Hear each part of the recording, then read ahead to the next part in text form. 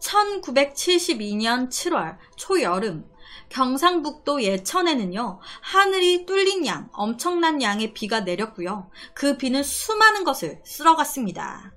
그리고 이 비로 인해서 예천 지역의 주민들 비상이 걸린 거예요. 재산적인 피해하며 이 복구 작업을 언제 다 해. 당시에 11살이었던 이 진혼의 가족도 마찬가지였어요. 집 물건들이 다 물에 잠기고 떠내려가고 이걸 다 어쩌나. 그렇게 집 마당부터 집 안까지 모두 복구 작업을 하는데, 이 마당을 작업하던 중에 진호군이 땅에서 하나의 큰 돌을 발견하게 됩니다. 이 돌 되게 깨끗하네. 아빠 이것 봐요. 이 돌 괜찮네. 우리 집 현관 신발 디딤돌로 하면 딱 좋겠다. 그렇게 이 돌을요, 집 현관 입구에 대돌로 쓰려고, 그러니까 대돌이라고 하면 그 옛날 집 보면 집 안으로 들어갈 때 신발을 벗잖아요. 그때 이제 그 신발을 놓는 그 디딤돌, 대돌, 이제 그걸로 쓰려고 이 아버지가 갖다 놓으려고 한 거예요. 그런데 이때 진호네 집 앞에 어떤 누렁이 강아지 한 마리가 어슬렁어슬렁 거리는 거예요.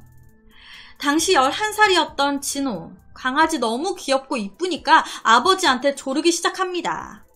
아빠, 얘 도망도 안 가고 너무 이쁜데 얘 키우면 안 돼요? 그렇게 누렁이 한 마리를 키우게 되는데, 이 강아지를 데리고 온 바로 당일날 밤에 이 아빠 엄마가 이제 잠을 자고 있는데 이 누렁이가 밤새 짖는 거예요. 멍멍멍멍. 아주 시끄러워가지고 잠을 못 자겠어. 듣다 못한 아빠, 이놈의 개새끼 뭘 이렇게 짖어? 도둑이 들었나? 그래서 밖으로 나가보게 되는데, 이 누렁이가요, 주워왔던 그 돌, 그 신발 대돌로 쓰고 있는 그 돌 위에서 딱 서가지고 집 안을 보면서 막 짖는 거예요. 이놈의 개새끼 뭘 이렇게 짖어 시끄럽게. 잠 좀 자자 정말. 강아지한테 막 뭐라고 하고 들어가려고 고개를 딱 돌렸는데, 웬걸 내 옆에 어떤 할머니가 같이 앉아가지고 나를 쳐다보고 있는 거예요. 이 모습에 너무 놀란 아빠, 정신 차려보니 이 모든 건 꿈이었습니다. 어우씨, 이거 무슨 꿈이야? 그렇게 꿈에서 딱 깨가지고 막 무서워하고 있는데, 아니 실제로도 걔가 계속 짖고 있는 거예요. 밖이 시끄러워. 이놈의 개새끼 꿈속에서나 아니면 현실에서나 내내 짖고 자빠졌네. 미치겠네 정말. 누렁이가 오던 날 밤, 아버지는 생전 처음 본 할머니가 집에 나타나는 꿈을 꿨습니다. 그리고 다음날 이 아빠가 출근하려고 신발을 신으려고 하는데, 이 누렁이 놈이 아빠 신발을 다 물어 뜯어놓은 거예요. 이놈의 똥개 새끼, 어제 저녁에도 그렇게 짖어 싸더니 신발까지 다 물어 뜯어놨네 정말. 그런데 그날 저녁, 이 아버지는 이상한 꿈을 하나 더 꾸게 됩니다. 밖에서 이 아빠가 집으로 들어가려고 하는데, 이 누렁이가 집 현관 딱 바로 앞 돌 위에서, 그 대돌 위에 딱 서가지고 집을 못 들어가게 막는 거예요. 으르렁거리면서. 이 개놈의 새끼가 또 왜 이래? 비켜 이 똥개야. 그런데 옆을 딱 보니까 또 처음 보는 할머니가 걔 옆에서 아버지를 쳐다보고 있는 거예요. 또 너무 놀래가지고 일어나 보니까 또 꿈. 자꾸 이런 꿈을 꾸니까 찜찜한 아버지는요, 이 진호군 몰래 이 누렁이를 팔아버립니다. 당연히 이때 진호군 울고 난리가 난 거예요. 안 된다고, 누렁이 팔지 말라고, 왜 그러냐고. 하지만 이 아버지, 저 개한테 귀신이 붙었는지 뭔지 저 개가 온 이후로 계속 꿈자리가 사납다고, 그냥 데리고 가라고. 아버지는요, 밤을 설치는 것도 힘들었지만 밤마다 이상한 할머니가 나오니까 좀 무서웠던 거죠. 하지만 누렁이를 팔아버린 그날 당일 저녁, 또 이 아버지는 이상한 꿈을 하나 꾸게 됩니다. 밖에서 아들 진호군이 누렁아 누렁아 하면서 우는 소리가 계속 들리는 거예요. 이 소리에 너무 놀래서 아버지가 바로 밖으로 뛰쳐나왔습니다. 그런데 나와서 딱 보니까 이 아들 진호군이 마당에 이제 쪼그려가지고 앉아있는 거예요.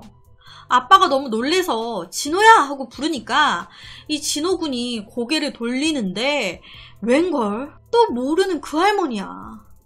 이 꿈을 꾸고 너무 놀래가지고 다시 일어나게 된 아버지는요, 바로 진호군을 찾기 시작했습니다.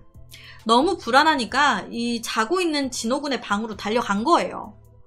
그렇게 아들 진호군의 방으로 딱 가서 봤더니 아니나 다를까 아들 혼자 끙끙 앓고 있는 거예요. 열이 펄펄 끓어.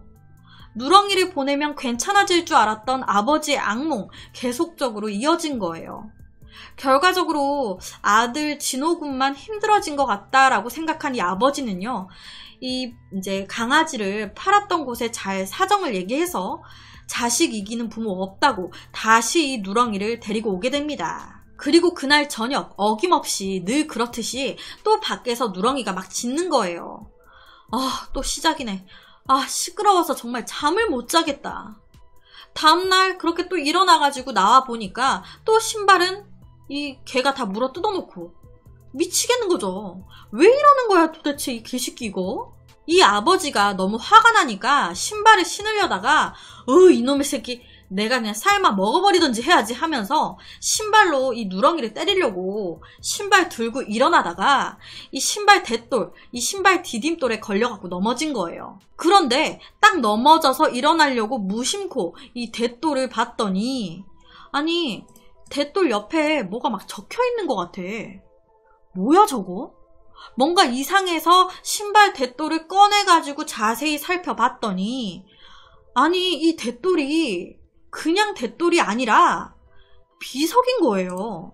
물난리가 났을 때 가지고 왔던 신발 대돌이 누군가의 이름이 새겨진 비석이었던 겁니다. 대돌이 비석이었던 것을 알게 된 이 아버지는요, 분명히 자신의 꿈과 연관이 있을 거라고 생각을 했고요. 비석에 씌어진 이름을 찾아서 이웃 마을까지 오게 된 거예요. 이때 진호군이랑 그리고 강아지 누렁이까지 함께 해가지고 이 아버지가 돌고 계셨는데 이 누렁이가 옆 마을에 어느 한 집 앞에 오니까 지가 쓱 그 집으로 들어가는 거예요. 원래 아는 집인 것 마냥 지가 먼저 쓱 들어가. 이 진호군이랑 아버지는요, 누렁이 데리고 오려고 이제 걔가 갑자기 지 혼자 쓱 들어가니까 놀래가지고 그 집 안으로 따라 들어가게 된 거예요. 그런데 들어가서 딱 보니까 어떤 아줌마가 어디 갔다 왔어 걱정했잖아 하면서 누렁이를 막 쓰다듬고 있어. 아니 이 모습에 너무 놀라니 진호군이랑 아버지는요, 죄송합니다. 저에게 누렁이가 갑자기 이 집으로 쓱 들어와서 죄송해요 라고 얘기를 했더니 갑자기 이 아주머니가 에? 누렁이요? 얘는 우리 집 만복인데? 라고 하는 거예요. 우리 집 개인데요? 라고 하는 거죠. 알고 보니까 물난리가 났을 때 이 집에서 누렁이를 잃어버렸던 거예요. 그러니까 누렁이의 진짜 이름은 만복이, 이 집의 강아지였던 거죠. 자기 집 앞에 오니까 쓱 들어갔던 거예요. 여기서 잃어버리셨을 때 제가 저희 집으로 온 거였네요. 이 말을 들은 집 아주머니 그러는 거예요. 만복이 죽은 줄 알고 얼마나 걱정했었는데 잘 보살펴 주셨다니까 다행이에요. 저희 어머니가 정말 애지중지 키우던 개였거든요. 이때요, 이 말을 들은 아버지가 뭔가 느낌이 싸하잖아요. 그러니까 혹시나 해서 물어본 거예요. 혹시 이 마을에 최순복 씨라고 알고 계세요? 그랬더니 이 말을 들은 이 아주머니가 최순복이요? 그분은 저희 어머니인데? 저희 시어머니인데 작년에 돌아가셨어요 라고 하는 거예요. 즉 무슨 우연인 건지 아버지의 꿈에 나왔던 할머니는 진호네 집에서 대돌로 쓰던 비석의 주인이었고 생전에 이 누렁이를 애지중지하던 주인이기도 했던 거예요. 물난리 때 비석이 우연히 떠내려 왔을지는 몰라도 이 누렁이는 우연히 이 집에 들어온 게 아니었던 겁니다. 자꾸 우리 주인의 그 비석 위에 어떤 남자가 자꾸 신발을 갖다 놓고 하니까 갖다 놓지 말라고, 우리 주인 비석 이렇게 대돌로 쓰지 말라고 신발 막 물어 뜯어놓고 그렇게 막 짖고 했던 건 아니었을까. 누렁이가 그토록 지저댄 건 어쩌면 자기를 그토록 애지중지 아껴주던 자기 주인의 비석을 신발 대돌로 쓰지 말라는 간곡한 외침이 아니었을까요? 믿기 힘든 이 이야기는요, 옆에 분이 실제 이제 사연을 보내주신 분이세요. 언젠가 그 돌이 너무 반듯하고 좋으니까 그걸 주워다가 신발에 놓는 대돌로 삼으셨는데 후에 그게 비석이라는 걸 알게 됐다고.